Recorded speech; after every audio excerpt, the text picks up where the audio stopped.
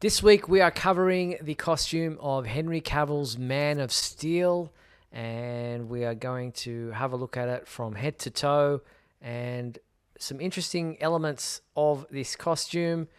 This was the first image that we ever saw of Henry Cavill in the costume in front of the bank vault. We had many a discussion about whether there were red trunks under that shadowy area or not. Yes, we We did. could see that there was a belt. We all thought that there might have been the red trunks. We were talking about his hair and his forehead, and we were talking about the length of the cape, and we were talking about all manner of things when this image came out. But now, down the track, many years later, we will go through it and analyze it, Michael and I, and have a look at just exactly what this costume had, bit by bit, looking at it, from the cape point of view to start with, looking at the way it attaches.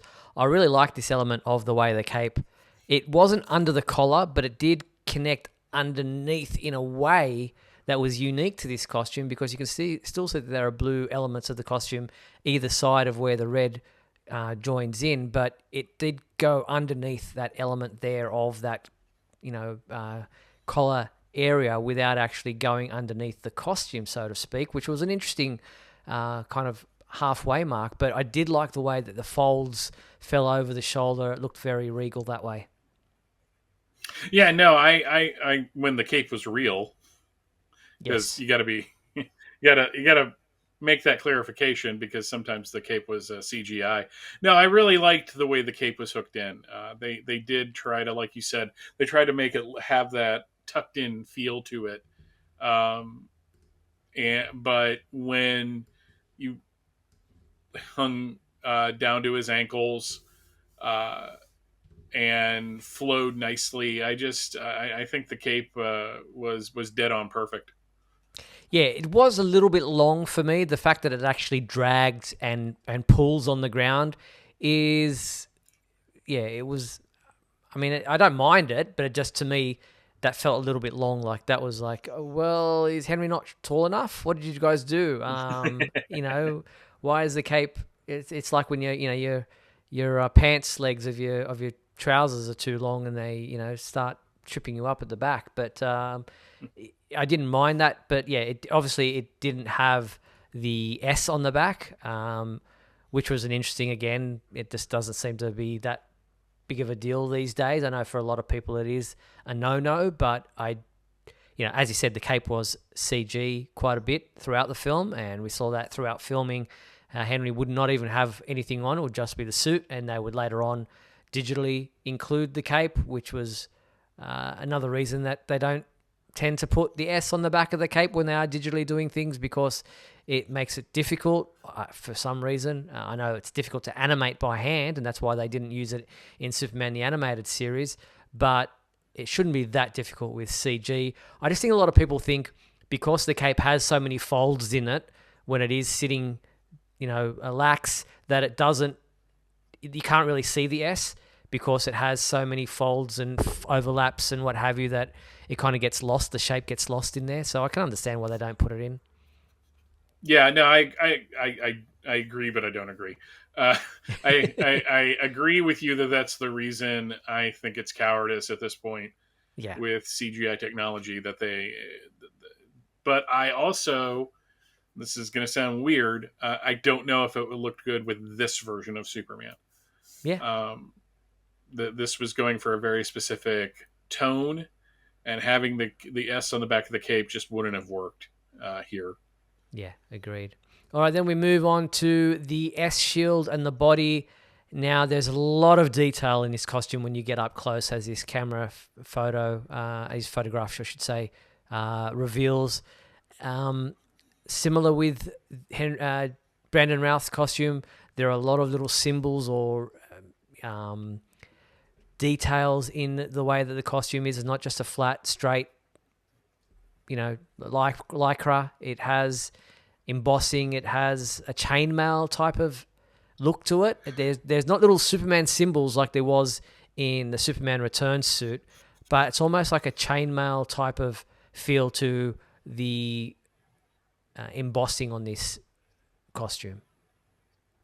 Yeah, I we're talking about the body, right? Or Yes. are we talking about the S shield? Okay, the body, I like mostly. Mm-hmm. Uh, the gauntlets on the sleeves is, yeah, I could take or leave.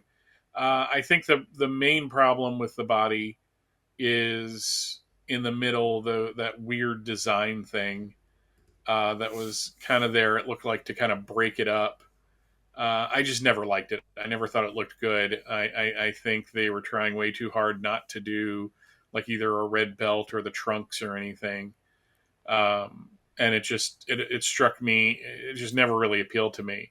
On the other hand, the way they set the suit up in the movie is that it's an undergarment for like armor Mm. almost. Mm-hmm.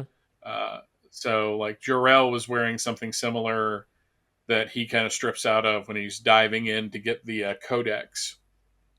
So I think again, it's something that works for this version of Superman. Yeah. It's just there's tiny little details that I'm not a big fan of. Yeah. I agree with you on the etchings around the costume around the sides. They tried to kind of make it, give it to break it up a little bit. I understand it had Kryptonian designs and that it, as you say, it was an undergarment that when you'd have the armor over the top, it would probably make more sense. But they did need to break up something because of no trunks, which we'll get to in a second. But let's have a look at the S shield to start with. This was one element that I actually really liked. I liked the S shield Mm-hmm. design, the shape of the S. It had a golden age feel to it in some ways. It had like an Earth 2 kind of feel to it in some ways, but it wasn't flat. It wasn't just part of the costume, but it also wasn't too raised like the Superman Returns one. It didn't feel like it was applied. It was always part of the costume, but it did have a bit of that raised element to it. The red, the yellow. The yellow didn't pop as much as it does here. It sometimes looked a lot dirtier and a lot darker, but the fact that they went with a red and yellow S, I like the size of it. It feels right, it fits the chest right. It's high enough just underneath what was sometimes a little bit of a lower. I mean, when you could see Henry Cavill's hairy chest hairs poking out from the top of that collar, you could understand. But it actually it sits really well, and I actually this was probably the best part of the costume for me was the S and the way it sat. That was the first time I noticed that was when I bought my Blu-ray player. My first Blu-ray player, and Man of Steel was the only Blu-ray I had. I'm sitting there watching the film. I'm really close to the TV. I'm like, are those chest hairs smoking? Okay, whatever. I'm 100% with you about this S symbol. It was the first time I saw it, I fell in love with it. Yeah. I thought it was a sleek design, like you. I thought it had kind of an Earth 2 Superman uh, kind of feel to it. The fact that it's not one like solid yellow piece on the top there. It's kind of split off with the swoop coming down. It's the perfect size. It looks. It's just. It's the one thing that through all of the films I was 100% happy with. It was Hmm. just like I was like, that's a good design. They really knocked that one out of the park. Yeah, in Batman v Superman and Justice League, they fiddled with it a little bit by putting some Kryptonian writing within the Mm-hmm. red of the S, which I thought was unnecessary. It didn't need it, but it's something they decided to add later on. But yeah, we mentioned that there are no trunks. Nope. That was a massive departure from other costumes. It didn't like when you see it in imagery, it looks a little bit weird because you feel like there's something missing when you're a traditionalist and you like the classic look. But throughout the movie, it didn't make that big a deal. And like most things, when you see things in action, in movement, it didn't, it didn't really become a bugbear for me. It wasn't really a point that just kind of I couldn't get past. It was fine after a while. Yeah, I wasn't happy that it didn't have more to break up with it, but we had lost the trunks right around the same time period that the suit was revealed in the New 52. So it was just one of those things like, yeah, okay. The thing that I noticed more often than not is when they were like when they would show shots of Superman, they rarely had like full body shots. Mm. Um, it was usually like from the waist up or him flying. And I felt they kind of did the same thing on the covers of the Rebirth era. Like they did their best in Rebirth, I think, on the covers to not show the like him from the waist down very much because it wasn't as classic looking uh, the suit that existed at the beginning of Rebirth.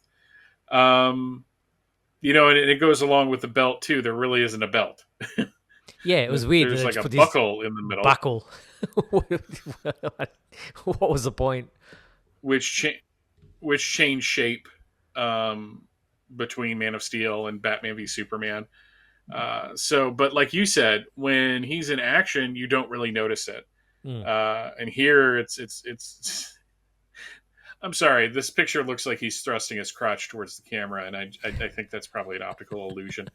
Um, he looks really surprised. Like, am I doing that?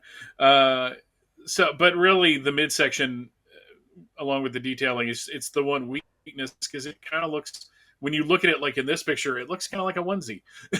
Yeah, and that's the thing. I think it kind of was forgiving because Henry Cavill's physique really was, it just made him look like a bodybuilder, and he was just, fit out the costume so well that it wasn't that big a deal.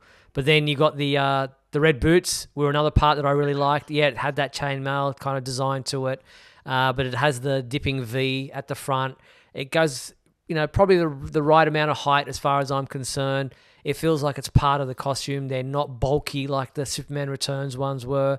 They have barely a heel. It's almost like, dance shoes at the bottom there. So, all in all, I was happy with the boots. Yeah, me too. I hope those were comfortable Yeah. because they don't look very forgiving in terms of walking around with them.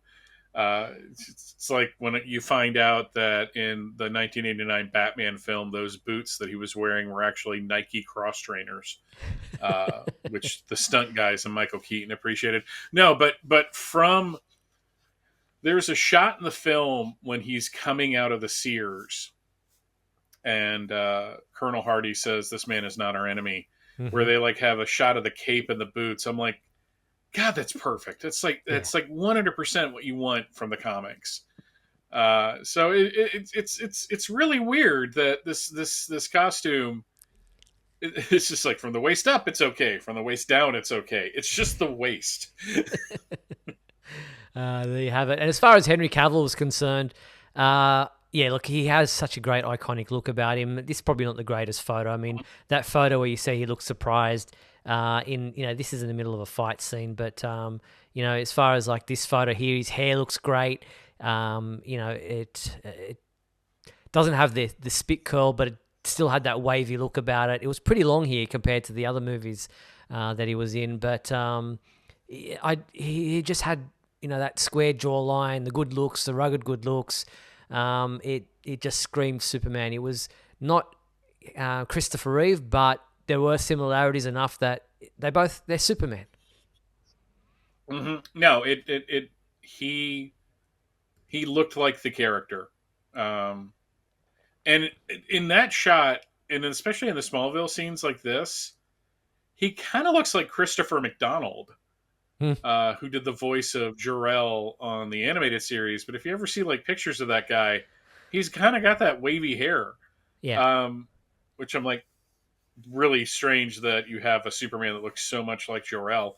But no, I had no.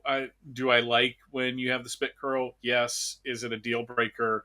No, because then I would have to take points away from like George Reeves, yeah, who didn't have who had the slicked back hair. So it's just I think as long as you can look at the guy and say, "Hey, that looks like Superman," and it's funny. I remember years ago there was this thing. It's just like no, none of the Bruce Waynes look alike. Why do all the Supermen look alike? I go because he's not wearing a mask. You could put just about anybody in a cowl and he'll look like Batman. The suit's doing a lot of the work. With Superman, the actor's face has to match it. So you have to have somebody that you look like and go, oh, that looks like Superman. And yeah. Cavill had that in spades. Yeah. So this costume, I would give it a solid 7 out of 10. Shockingly, I'm going to give it an 8. Um, Okay. I, I like this costume more than I think people who have heard me complain about elements of this version of Superman might be surprised that I'm giving it such a high mark. But I really liked it. It was a costume that from the beginning I was just like, that's okay. People in the comments are complaining about the coloring. I don't think that has anything to do with the costume. I think that has to do with the saturation of the film and Hmm. the filters and how they process it. Because I think the costume itself, when you see pictures of it, it's a pretty good blue and a pretty good red. They just made it. They just used the filters and made it darker on the screen. Yeah. All right, so that's our costume analysis of Henry Cavill's Man of Steel costume. We'll push on to next week's version. I'm going to see what we do next week and see which one. We'll probably go Tyler Hoechlin next week, and then we might kind of wrap back around and do some of the variant costumes that some of the other actors have worn that we've missed out on. Do the Superboy ones maybe. We'll see how we go and what the demand is.